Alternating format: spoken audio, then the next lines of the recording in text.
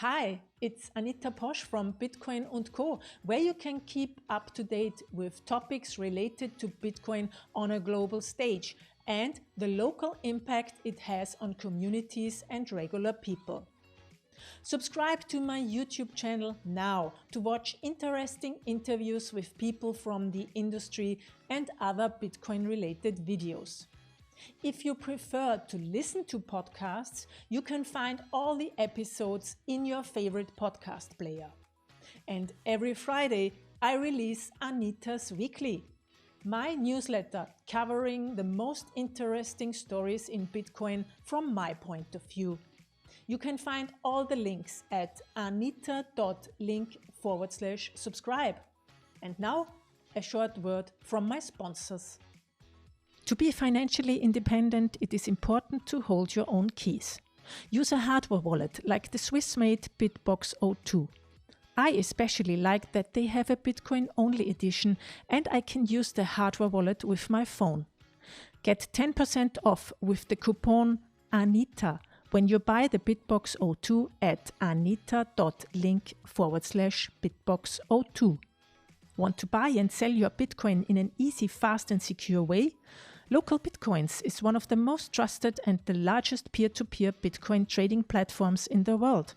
Go to localbitcoins.com and trade directly with people like you. This holiday season, turn a no-coiner into a Bitcoiner. I definitely recommend using a hardware wallet to store your Bitcoin. But if you have difficulties with the technical requirements of hardware wallets, you can use the card wallet. Get the special holiday edition at hohohodl.com. Plans for 2021? The Bitcoin 2021 conference will take place in Los Angeles at the end of April. Find out more at b.tc/conference. I'm honored to present two special guests today in my current series about Bitcoin in Africa. Ire Aderinokun and Damilola Odufuwa, co-founders of the Nigerian Feminist Coalition. When you are watching the space in Africa a little bit, then you have heard about the End Sars movement, a decentralized protest movement against police brutality. When the central bank banned the Feminist Coalition from using the traditional financial infrastructure to receive funding and donations, they started to use Bitcoin. Today, we are talking about their experiences with Bitcoin and the Sars movement in general and the situation for women in Nigeria. Enjoy. So hello, Dami. Hello, Ire. Welcome. And thank you very, very much for doing this interview with me today. I feel honored and humbled that you're here with me. That's great. You're welcome. Before we are speaking about the End Sars movement and how Bitcoin has supported your work, please introduce yourself to our listeners and our viewers. What's your background? What are you working on? Maybe if you want to tell us where you are located. Yes, maybe Dami, you want to start? Sure. Well, thank you so much for having us, Anita. It's honestly a pleasure. So I'm Dami Odufuwa. I'm a tech professional and a women's rights advocate. So I'm the founding member of Feminist Coalition, which is a group of young Nigerian feminists basically championing for change in Nigeria through and focusing on women's issues. I'm also the co-founder of Wine and Wine, which is another women's initiative focused on safe spaces for women and women-only events. And I actually work in the crypto space, and I lead PR for a cryptocurrency company in Africa. Okay. Hi, my name is Iri. Thanks for having us on this podcast. It's really exciting. So I'm a front-end developer. I'm the co-founder of Bitcoins, which is a cryptocurrency exchange based in Nigeria. And that's like my day job, what I do most of the time. I'm also one of the founding members of Feminist Coalition. So I knew Dami before, but that's like how we work together now. Okay, I understand. Yeah. And a lot of our listeners have little knowledge about Africa and about Nigeria. Can you please describe the country a little bit for us, the main characteristics, how big is it, where is it located, how many people live there? Sure. I'll say a few things. I'm sure Iri will have hers as well. I mean, well, Nigeria is in West Africa. I think it's the most populous. It is the most populous country in Africa with over 200 million people, and a large majority of that are the youth. I'm not quite sure the percentage, but I think it's definitely over 40%. So massive youth population, and a lot of people know Nigeria. Before it was known for oil, but now mainly known for, you know, a lot of music, Afrobeats, Afropop culture, fashion, the massive art scene, Nollywood, which is quite popular. And for obviously Iri and I working in tech, the tech and fintech industry is growing a lot, and there's a lot of interest in that. Yeah, I mean, Iri, anything to add? Yeah, I think that those are the main things. Most people might know us for like Wizkid or or Davido or Burna Boy, things like that. So I think our music is pretty popular. And yeah, the tech scene, particularly in Lagos, has really blown up over, I don't know, like the past 5-10 years. 5 years, yeah. I think, yeah, there was a time when Mark Zuckerberg came, so it was like a really big deal. He invested in one of the companies there. So yeah, I think that's like what we're known for now.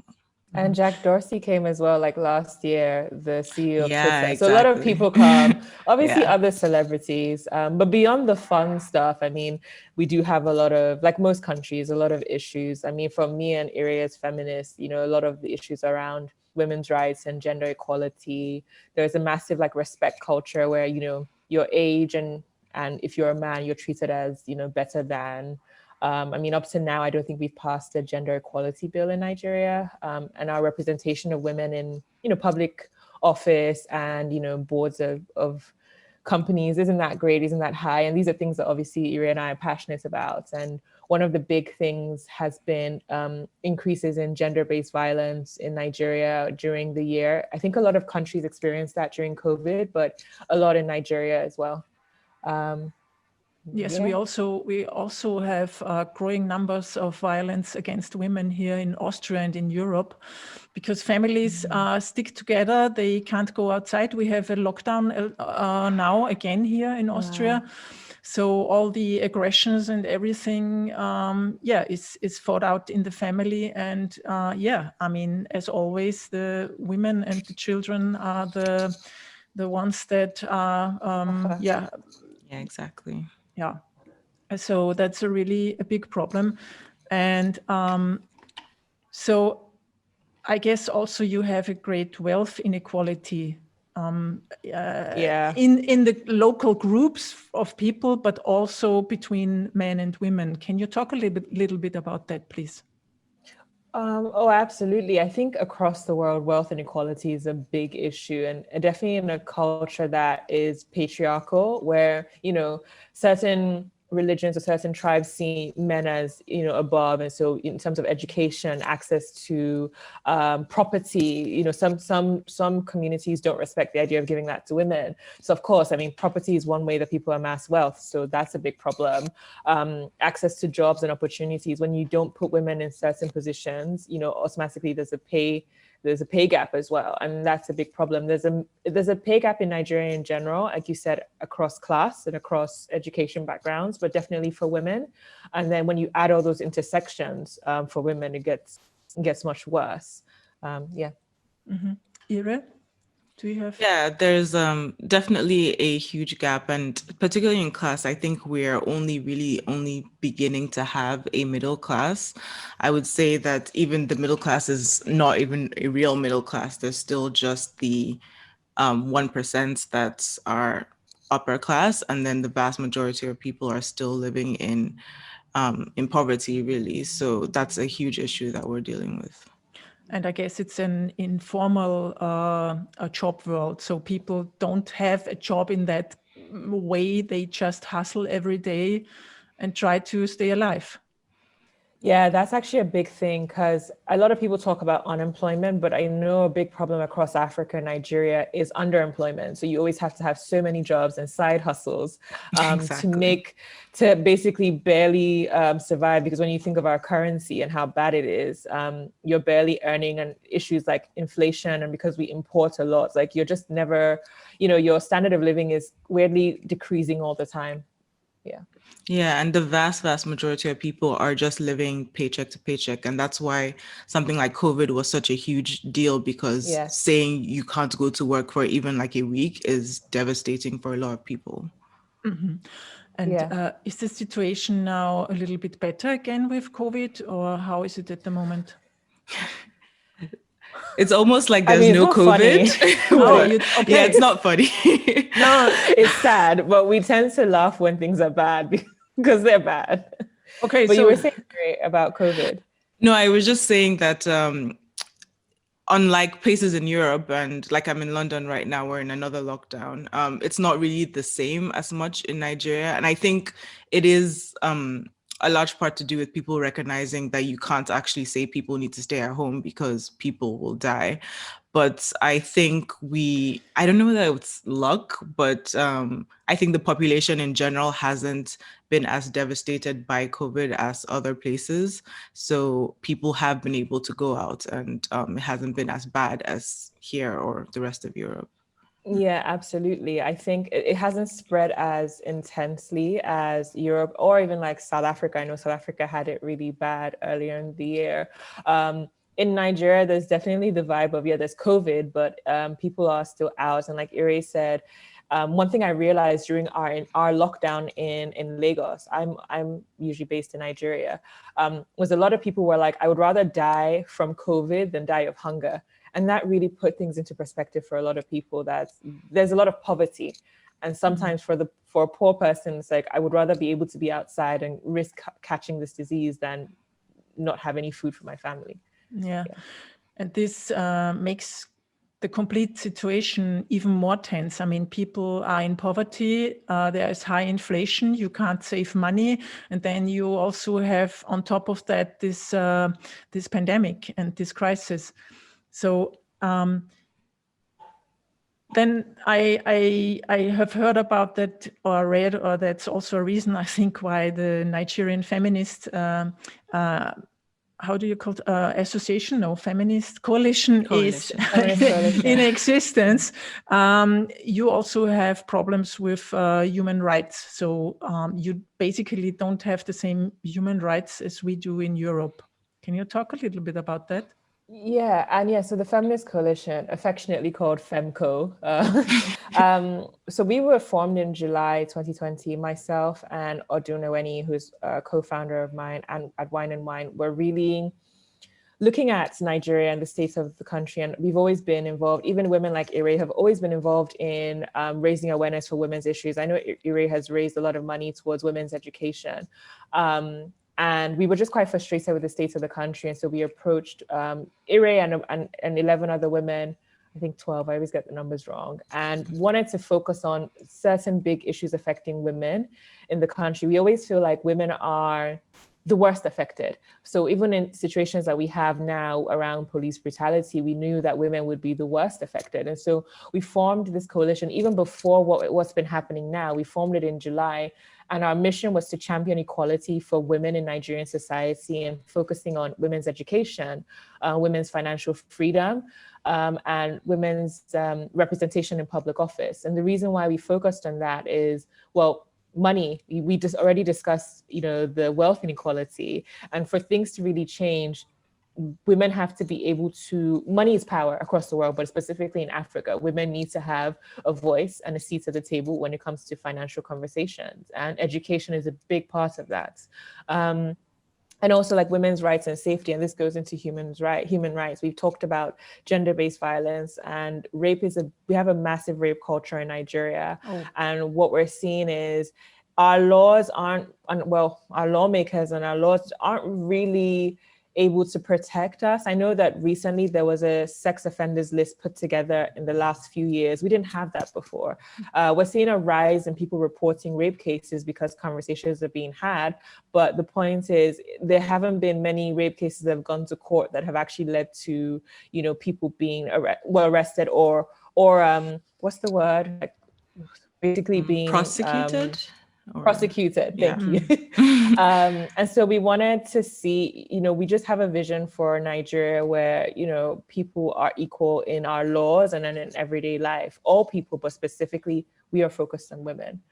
So when it comes to human rights abuses, we've seen in the past few years, like there was, I think it was last year, the raid on women in Abuja by officers. I think there was, you remember the Abuja raid? Yeah, like I think it was last year or 2 years ago, but a group of women were rounded up and basically being accused of calling them prostitutes, and they were arrested by officers, and some have alleged that they were actually raped while being arrested, in the that's in horrible. jail or whatever. Yeah. So we have a lot of issues like that around women's safety and women's rights. Yeah. Yeah, there's just countless issues. And I think the law just doesn't really protect women in general. I think even there's no such thing as like marital rape, for example. It's not something that you can legally like say, oh, my husband raped me. Just basic things like that. If the law says what you are experiencing doesn't even exist, then you can't get any justice. And those are the things we'd like to see, like when can we get the idea of marital rape being considered as rape? When is that going to be reflected in our laws? I can remember that in Austria, there was also a discussion about that. It's not that long ago, so it also took here quite a time until that was made a law. I have another question. I mean, I've been to South Africa 10 years ago, and I came to notice that there is a practice called correctional rape. So that's lesbian women are raped to be straight again. Okay, I see you never heard of that. So, okay. I mean, I'm not super surprised, but it's awful. Yeah, exactly. It's shocking. And I wouldn't be the least bit surprised if that was happening in Nigeria as well. That's the thing. Yeah. Yeah. So how is the situation towards gay and lesbian and queer people? I mean, being gay, or I don't know how they phrased it in the Bill Gay Acts or something, is considered illegal. And I think you get maybe, is it like 11 years or something in jail if you are caught in... I think if for gay marriage, and I don't know if it's sexual acts among people in the LGBTQ community. I actually don't know the law off the top of my head, but yes, I know there is 11-year sentence for, I think it's marriage, or if you're seen as like supporting maybe publicly. I'm not 100% sure. That's the thing, like, as well. Laws can be so confusing in Nigeria because there's a law and then there's like punishment for things that are not even really in the law, and then they kind of make it seem like that's part of the law. So it just seems like there's this basic thing of like, anything gay is wrong. And it's really sad because it actually cuts across the law. It also is in people's views in terms of morals and religion and society structure. So you have a lot of people who say that they have nothing against gay people, but they just don't think that their rights they should have the same rights. So they don't think it's as bad for them to be arrested. So there's a lot of prejudice for sure, and a lot of bigotry. The thing is, people not realizing that it's harmful. They just think that, oh, it's an opinion to say I don't like gay people, or I don't like seeing gay people kissing or being affectionate. And these are problems that we have. I mean, I read a study in Tears, and they were saying that the attitude is improving. So like, there are increases in the percentage of people who are okay with people being gay, but it's definitely not up to like 50% of the population. Yeah, definitely not. And I think a lot of it is also tied to religion and people saying, okay, it's bad because it's wrong in the eyes of God. And it's very hard to argue against that, obviously, because if they say it's just wrong because of God, then you can't really have a conversation. Yeah, I mean, belief is very difficult to undo in a way. Yeah. So Yeah, I would be in a way illegal in your country. So yeah, and I also laugh because I think it's not funny.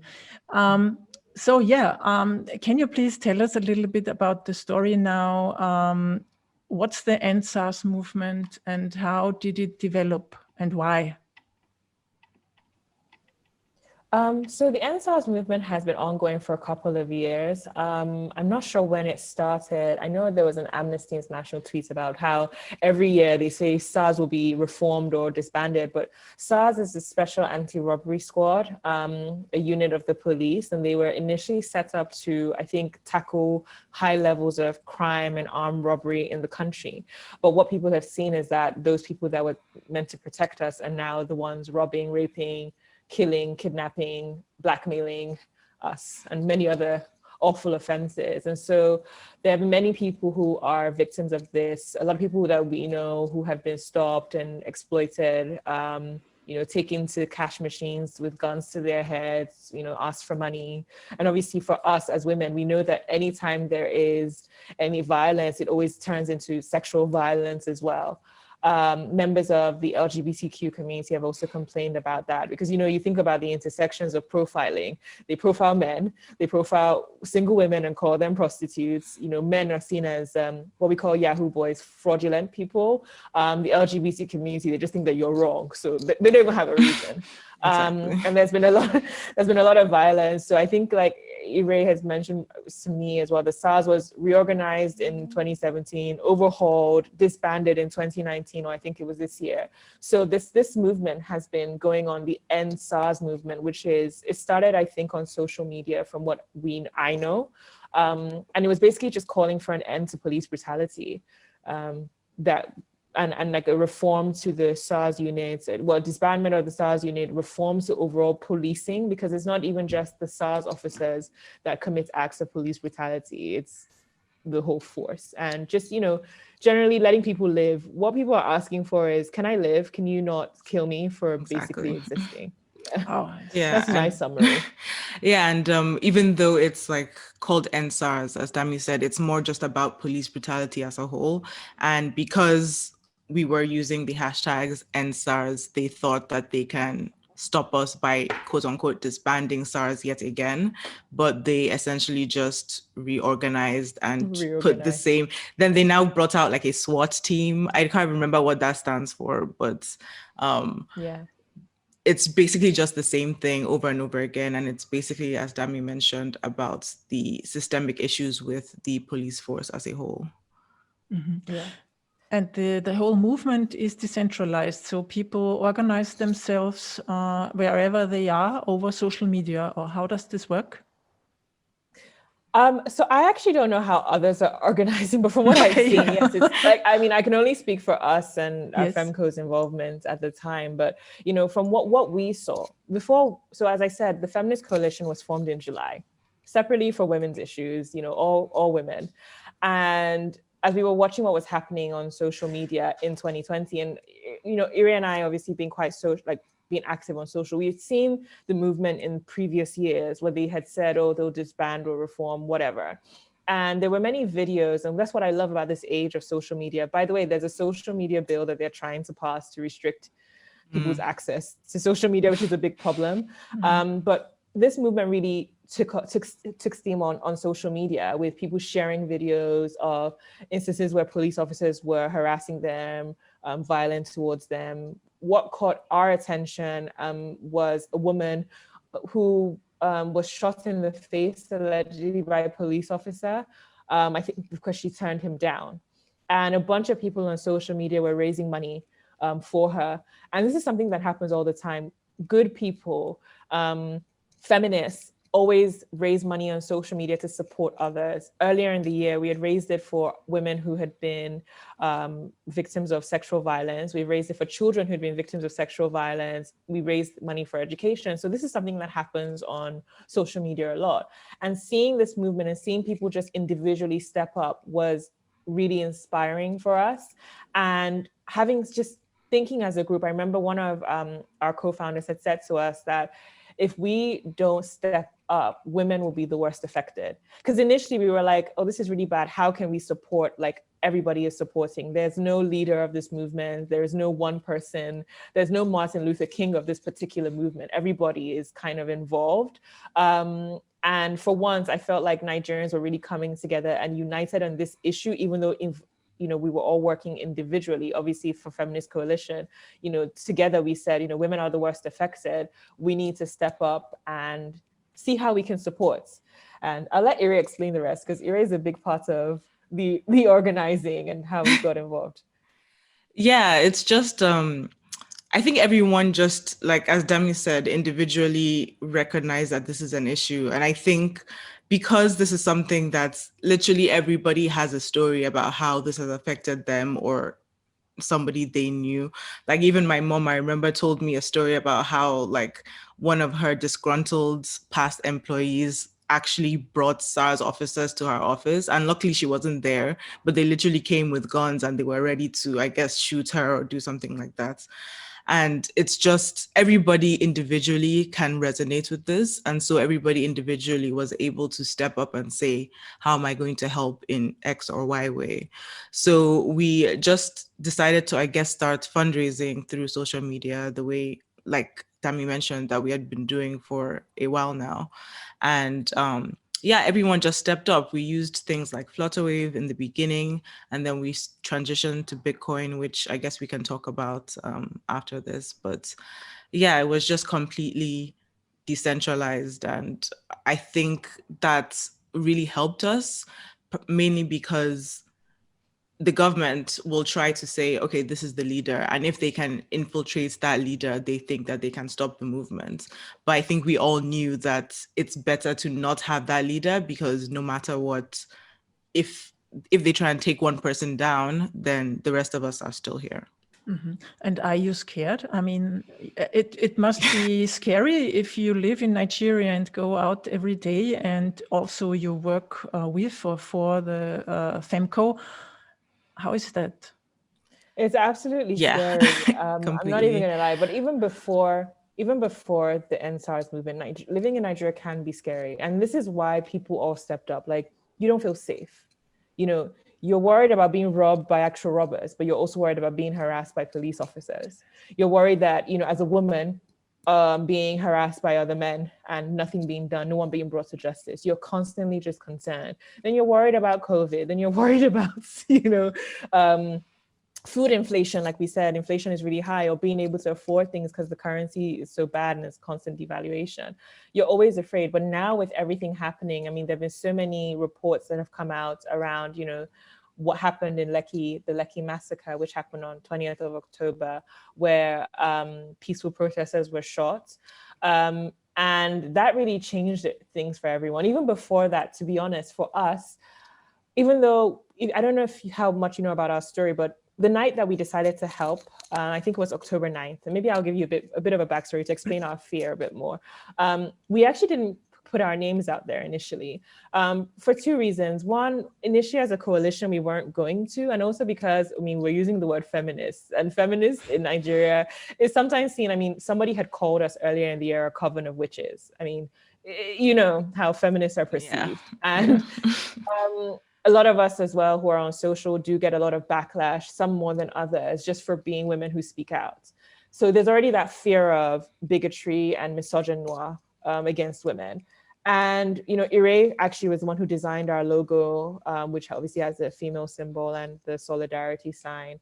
And when we started, crowdsourcing on social media for funds, what was our main concern was people being safe.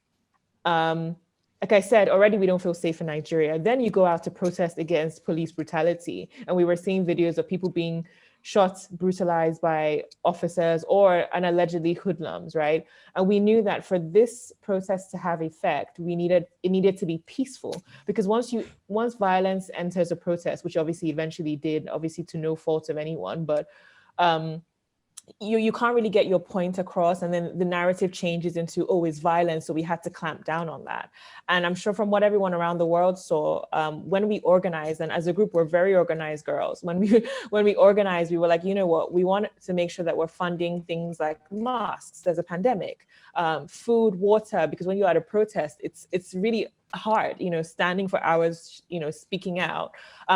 Things like places in Abuja where they were being tear gassed. So we were funding medical aid, first aid kits, just to keep people safe. The well-being of the nation has always been our interest because, like we said, we never felt safe before. And then now you're speaking out against a very powerful unit.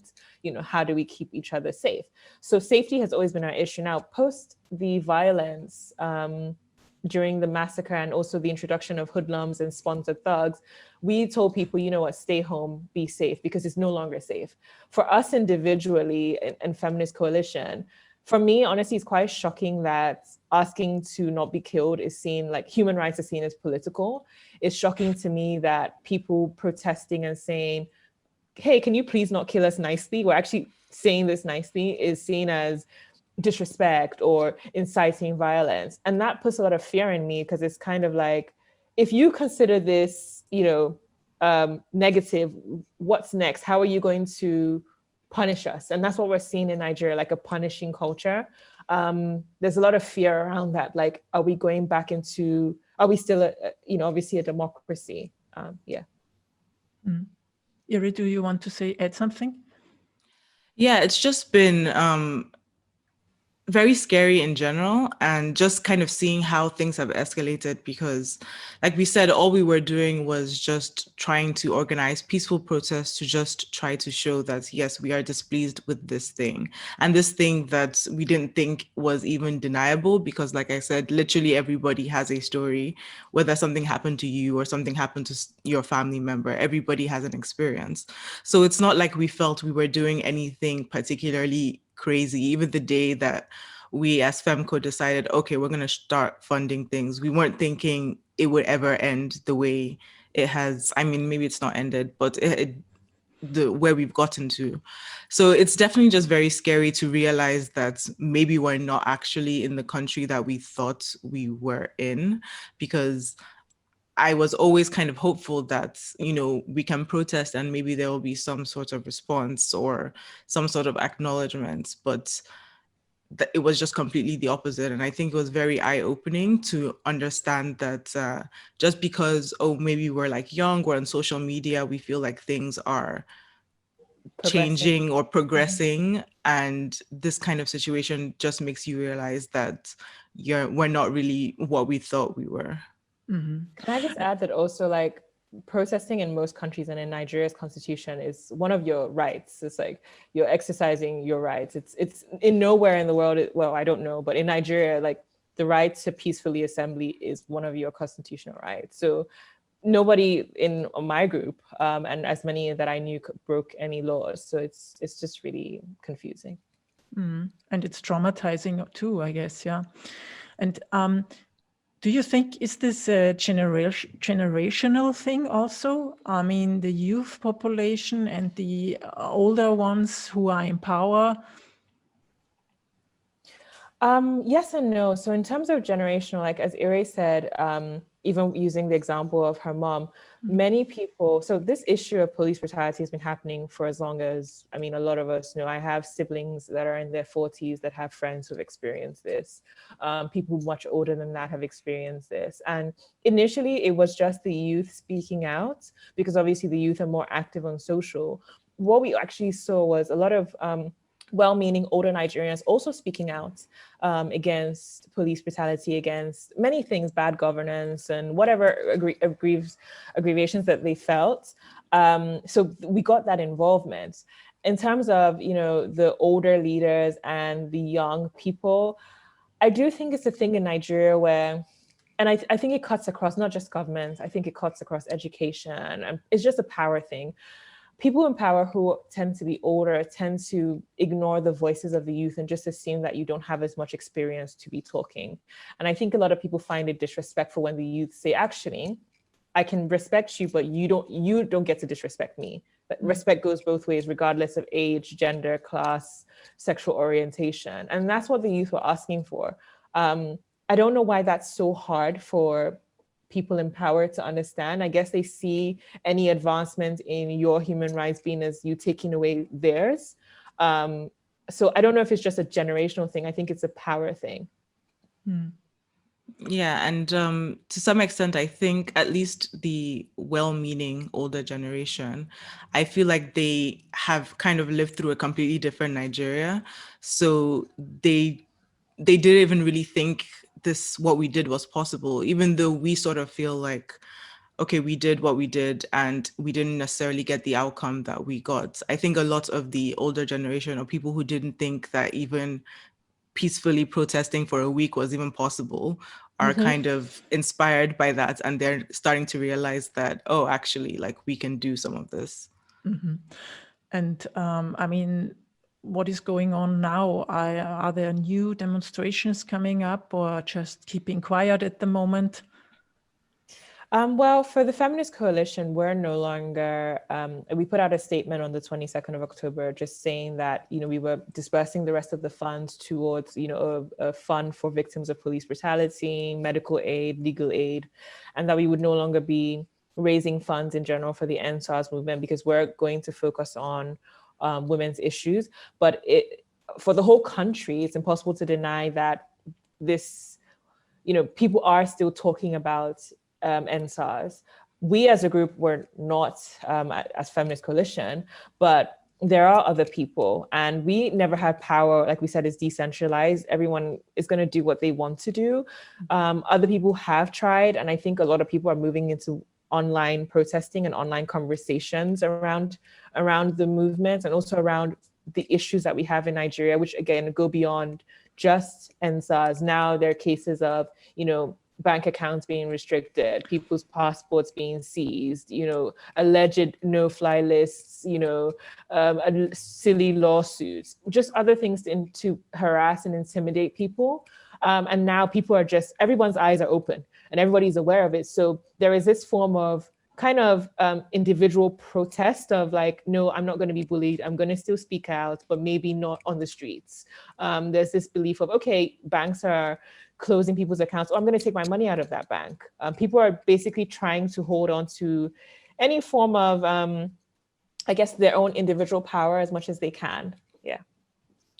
Yeah, I think everyone has just, like Dami said, our eyes are open now. We're now aware that we actually do have the power to do something. And although we've all recognized that trying to go through like the peaceful protest route is probably not the best because it's going to turn to violence.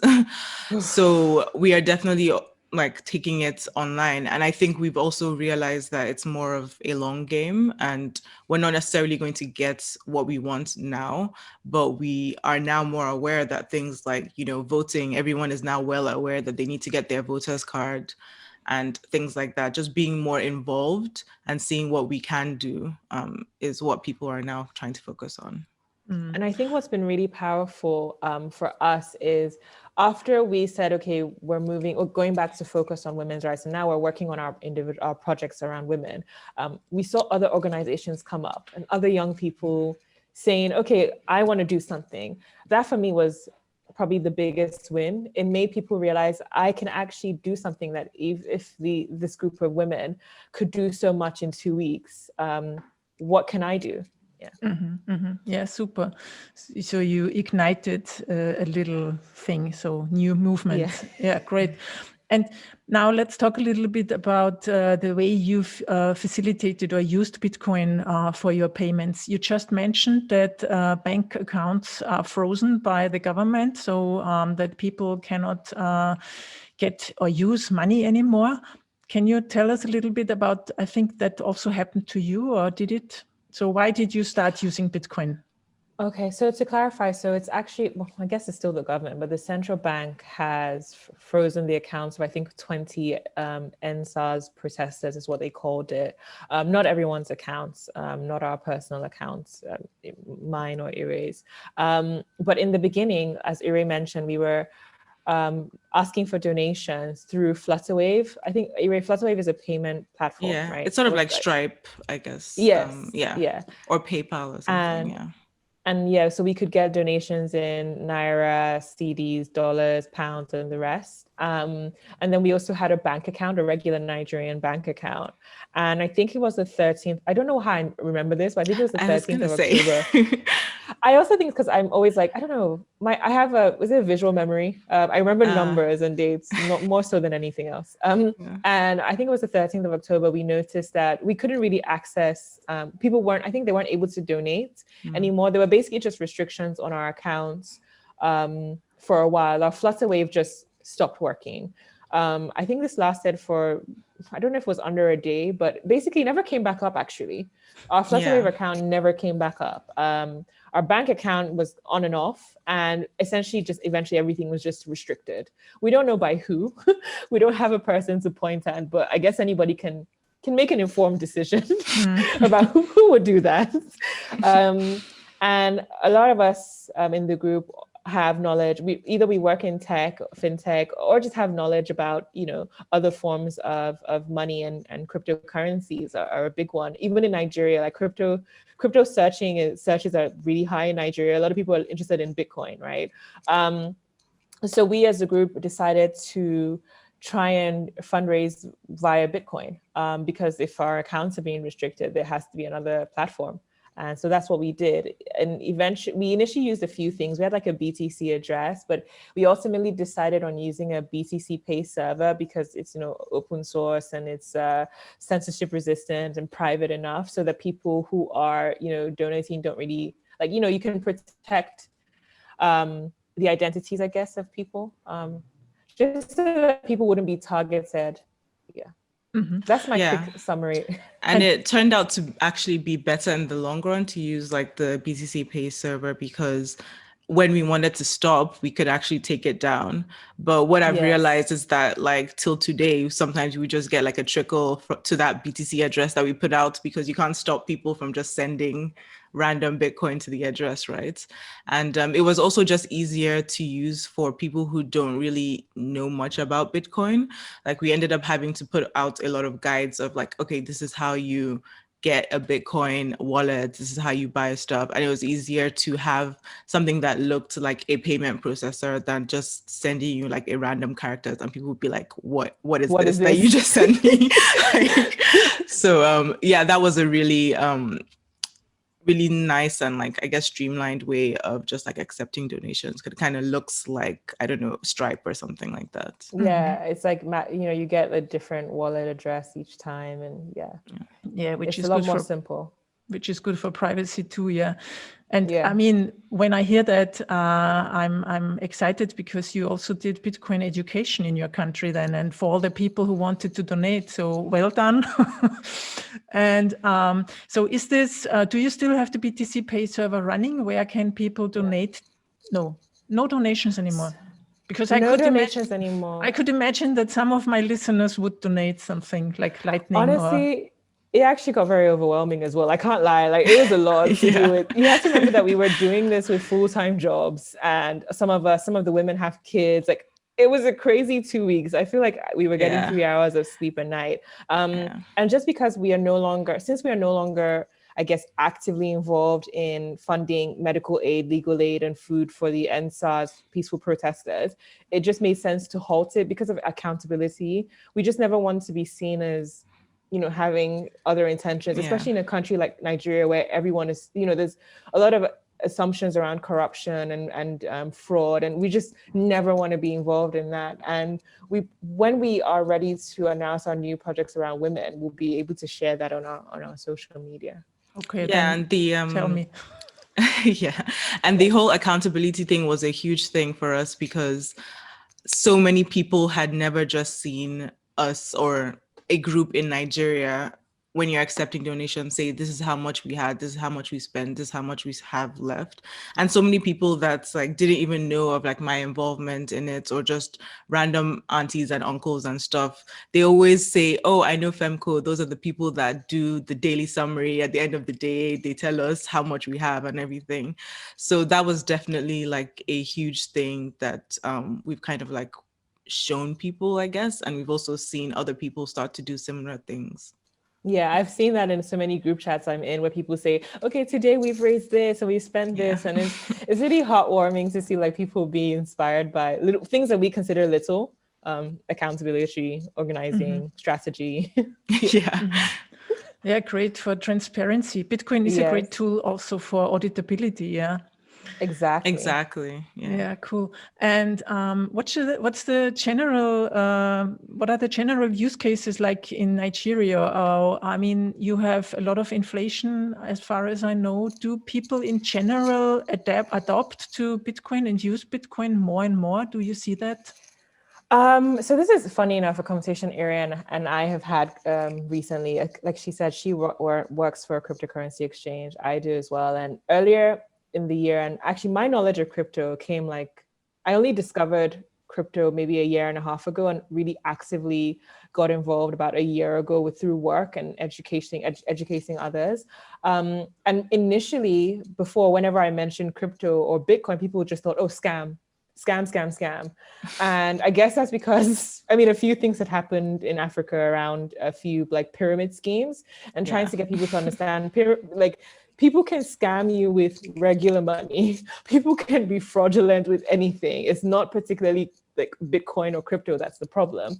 And honestly, as sad as it is, COVID did help, I think, crypto adoption in many countries, and specifically Nigeria, because as it got harder and harder for people to bring things in or send things out. Remittance is actually a big use case for crypto in general, but also in Nigeria, because a lot of people in the diaspora want to send money. And also cross-border payments. A lot of people are importers, exporters, bringing goods in from China or from the US.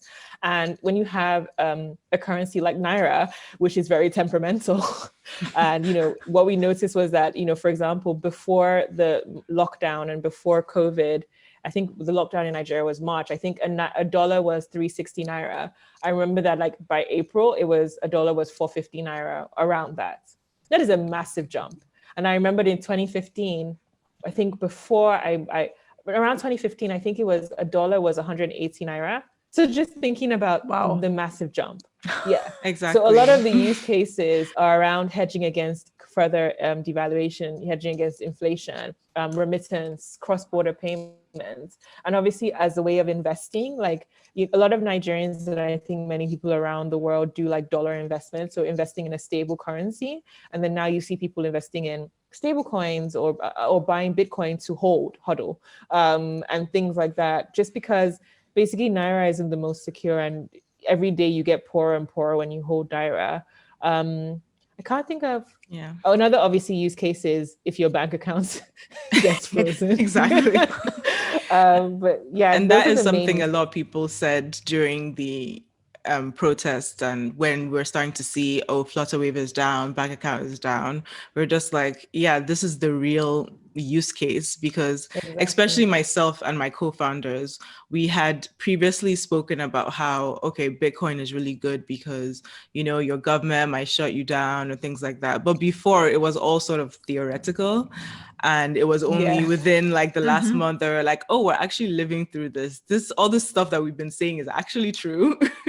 And yeah, we should actually be putting a lot of our money, or at least enough that you can survive or something, in something like this where you can control it.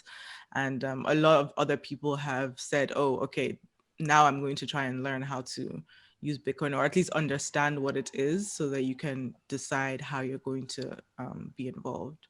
Mm-hmm. Yeah, and of course, crypto trading was a big, I think during the lockdown, people had a lot of time and were like, okay, let me learn this crypto trading thing and have a secondary source of income, because I don't earn a lot with my regular job. Mm-hmm. That goes good along with a survey that has been done by local Bitcoins in Nigeria. Also, its users say that 35% of them use Bitcoin for trading. Yeah.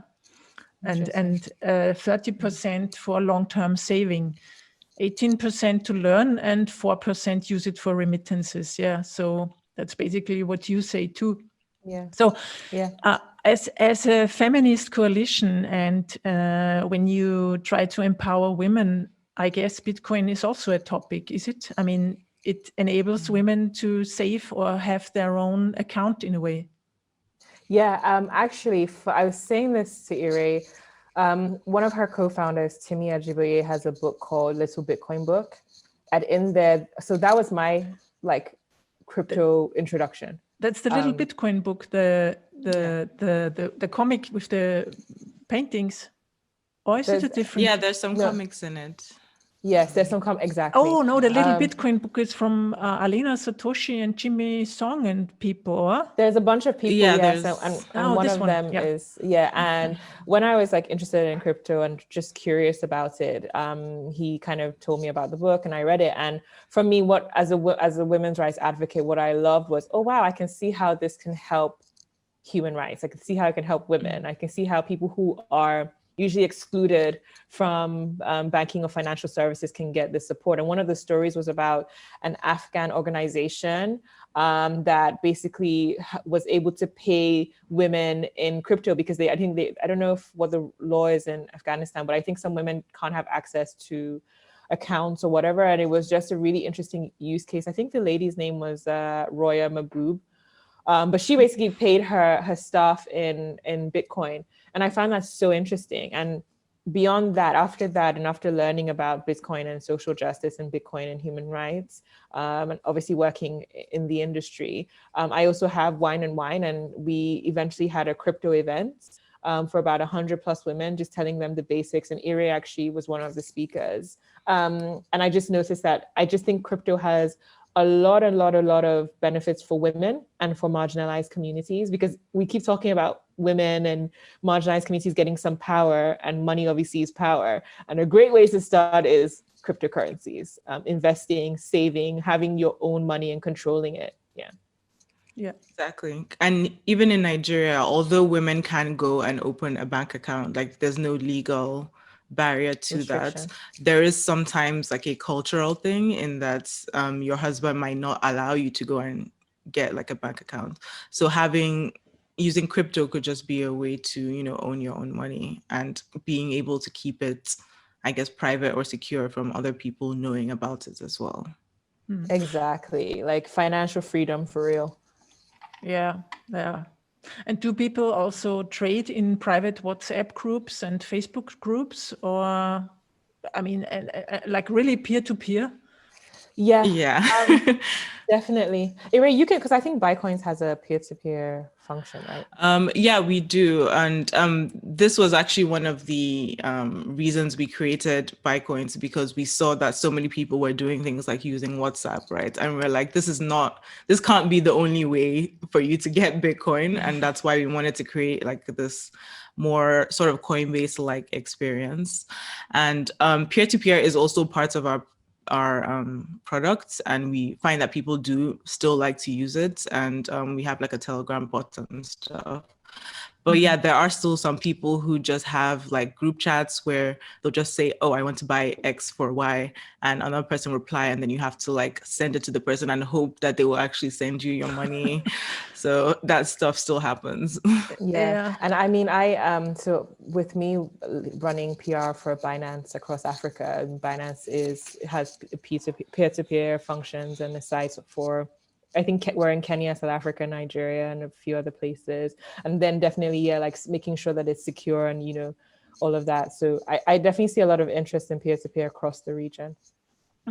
Another question I'd like to ask, how's the internet connectivity and the price in your country? Because I know from Zimbabwe, people buy internet bundles. So for instance, they can only use WhatsApp, but not the internet. Thankfully, we're not there yet in Nigeria. Hopefully we'll never get to the point where they restrict platforms. So we definitely have internet bundles. And I actually think internet in Nigeria is a bit pricey, because when I lived in the UK, I mean, the amount I would spend to get like access to unlimited internet was great compared to Nigeria, where you buy data and like recharge cards or bundles, or you have like little MiFi is what we call them, and then you buy like, let's say 40 gig data for like 20,000 naira. I don't know what that is in dollars right now. You have that, but right now there are no restrictions on WhatsApp or Facebook or Instagram currently. Hopefully that won't, I think that's part of, I don't know what exactly the social media bill says about that, but I know they definitely don't like Twitter. So, yeah. So I think that's what they're concerned about, but there are no restrictions as of yet. Yeah, I meant from it was, yeah, they also have restrictions on social media. That's true. I meant from the price. They have internet bundles and people can only afford to buy a WhatsApp bundle, for instance, which is a problem because they can't install a non-custodial wallet then on their phone. Yeah. I don't think we have that. Iri, do you Yeah, I'm know? not really aware of that. But I just know sites like Facebook have their Free data things. yeah, exactly. So I don't know if that's like relevant or that comes into it. But I personally haven't heard of anyone buying just like a Facebook only bundle or something like that. Okay. Same. I haven't heard that. Okay. So, what's the lookout for the future in your opinion? On the one hand, I mean, we talked about the plans or not plans for the Feminist coalition, but also in terms of cryptocurrency adoption and Bitcoin, what do you think will come? I mean, the price is rising at the moment. I guess also in your country, people are like, whoa, I want to get in, I want to use it. Is it the same? Absolutely. Like a lot of people are like, this Bitcoin thing, I actually got a message from an aunt today saying, hi, my friend wants to buy Bitcoin. How does he do it? So there are definitely a lot of people very interested. Like I said, the perception of crypto has changed. I'm so happy I don't see conversations about, oh, crypto itself is a scam. Obviously you have scammers and, you know, different issues, but now people are understanding the power and the use cases. So I think what we're going to see next year is definitely more crypto adoption, a lot of older people getting interested, a lot of younger people starting to look into it, whether it's just to hold. That's what I see. Iri, what are your thoughts on? Yeah, definitely. Yeah, we haven't heard the whole like, oh, MMM thing, which is like the multi-level marketing scheme that, because before every time I say, oh, I'm in Bitcoin, the first thing somebody will say to me is, oh, that MMM thing. And luckily that doesn't really happen anymore. So I think the education thing is definitely working, is getting better. People are starting to understand. And particularly, like we said, in this COVID period, people have really, I guess, I don't know, educated themselves and really seen what's happening. And I think for us in Bitcoins, particularly because of this whole Sars thing, we're really starting to see the value of also Naira pegged stable coins. So we already had created one, which is called NGNT, that we had been using since, I don't know, the beginning of this year. But we're now starting to realize how important that sort of thing is, because if everyone just had NGNT instead of Naira, even though it's the same value, we wouldn't have had any issues around like accepting donations and things like that, because it's crypto, but like not really crypto. So I think things like that are also going to become more important, and people will start to see the value of things like that as well. Great. Yeah, and one thing I forgot to add was around education. Like I think Iri mentioned it around during the lockdown, so many people were interested in like crypto trading, and with us at Binance, we have monthly like crypto masterclasses, and the amount of people joining every month across Africa increases each time. Like at our last event, we had 5,000 people join over, I think, 2 to 3 days. So about 2,000 a day. And the thirst for like the knowledge of crypto it's amazing, and I think that is going to increase a lot more. I think there'll be a lot more education courses, a lot more interest in that, and I would love to see, you know, how blockchain and crypto technology will be added to like Nigerian university syllabuses and secondary school, because I think like blockchain technology overall has so much potential. And there are a lot of young people in your countries that want to work and need to work and that's a possibility on the one hand as a field where you can find a job in the technology space, and on the other hand to be able to work for companies abroad and earn money with cryptocurrencies. Exactly. Remote work has made that possible. Like you can literally work for whatever company. And even like me, my role is more PR and communications. You don't have to, I think people always think that with cryptocurrencies, you have to be like some math wizard. But realizing that in every industry, there is room for different talents and skills. You could be a graphic designer working in the crypto space. You could be an engineer. You could be a marketing lead. Or an accountant or an accountant. Or a podcaster. Really. Or a podcaster. Yeah, and I find that very powerful for people to realize that the opportunities are endless. Yeah. That's true. Yeah. Okay, that was great. Thank you very much. Please tell our listeners, is there any possibility to support you now or maybe in the future? And when or where would they find you on the web? Definitely in the near future.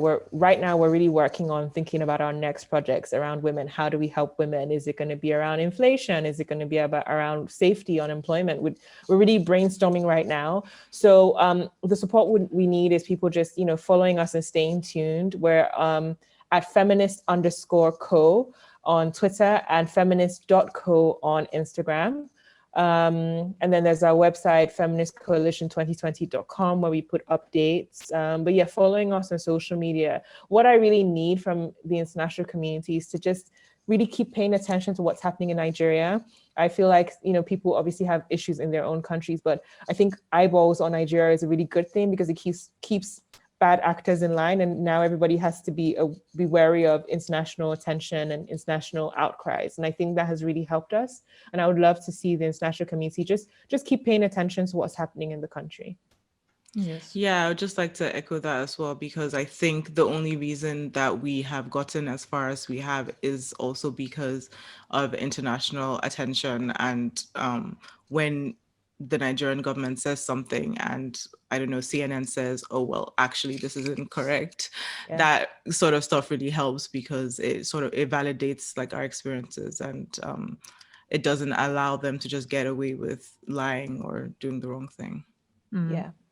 Great. And then I guess our personal, I'm at Darling Dammy on social.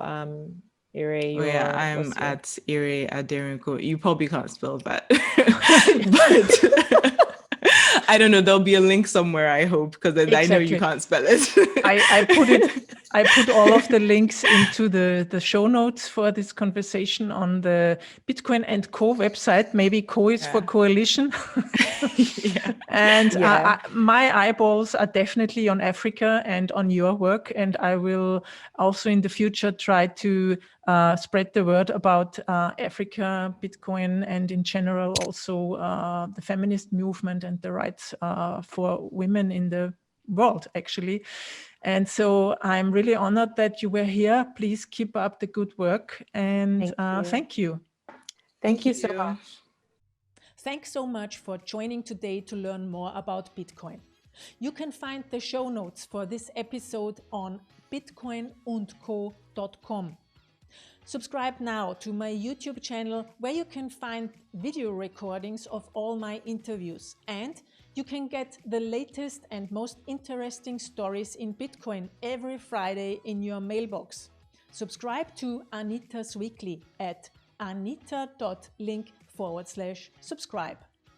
Thanks to my sponsors who make it possible for me to produce the show: localbitcoins.com, Shift Crypto with the Bitbox 02, and Coinfinity with the card wallet.